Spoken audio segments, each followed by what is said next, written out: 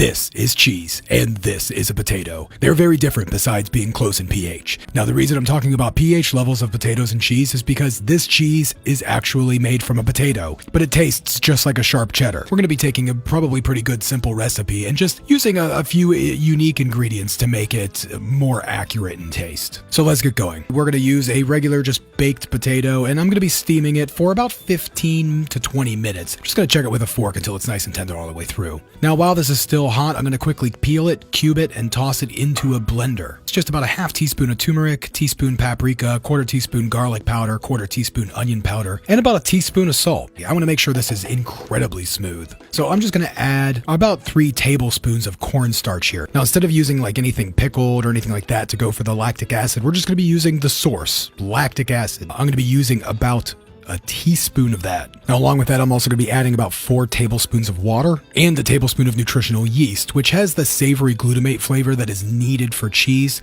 Now, because of that, I'm also going to be using some MSG.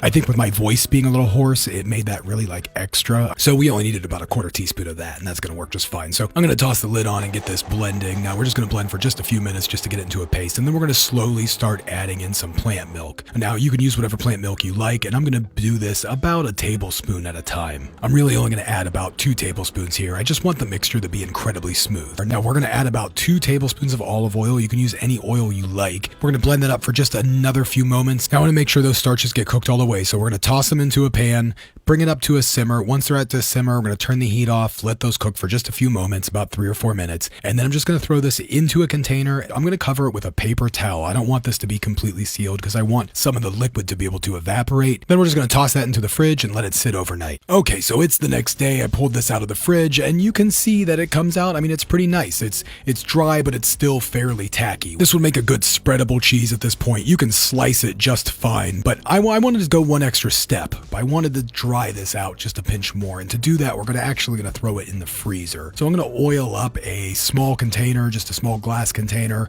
toss this in, and I'm going to toss it in the freezer for about 2 hours. That should be enough time for this to freeze most of the way through. Now, you could totally freeze this overnight. When you freeze something and it's not covered, it's going to evaporate some of the moisture while it freezes and those ice crystals are formed, and this could create a drier product, something more resembling cheese. Now, this is frozen, so I was able to get a nice slice out of it, and we're going to use those slices to make a nice grilled cheese sandwich. Now I'm going to toast the first half with the top piece of bread off, and then once it's toasted a little bit, I'm going to add some water, allow that cheese to steam and really see how it melts. Vegan cheese usually requires a little steam to melt, and then that's okay. But you could see here that it seems like it's melting pretty good. I'll add the top on, flip it over, give it a few flips, and we should have a pretty nice melty cheese here. Now for the rest of this, I just wanted to see if it would shred. It totally shreds up fine. I sliced some small slices using a cheese slicer for some crackers. All this is looking pretty good. I'm pretty excited about how this came out. But now let's see what Monica has to say. She doesn't know exactly what I made. She just knows that this is cheese. Ooh, this looks good. Now, what is this made from again? Okay, well, don't worry about it. Okay. Cheers. Very cheesy. Yeah. Going for sharp cheddar. That's exactly what it is. Do you have any taste whatsoever of anything else? No, I don't know what it is besides cheese. Okay. Can you take a guess? Did you see me make this yesterday at all? No. I don't know. Is it tofu? No. Is it chickpeas? No. I don't know. Cheers. I'm excited about this.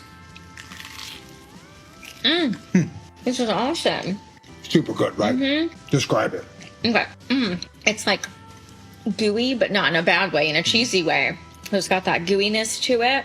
It's not super oozy, which makes me happy. I'm not a fan of like when you have grilled cheese and it oozes all over. I kind of like it to just stay right in the sandwich, so that's good. Yeah. Really smooth texture. It tastes like cheese. It feels like cheese melts like butter in my mouth. You know, it's really good. I enjoy this even more than on the cracker.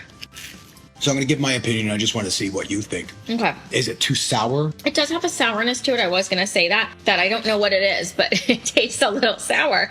But I don't think it's too sour. Like, to me, it still tastes more like cheese, like a sharp cheddar.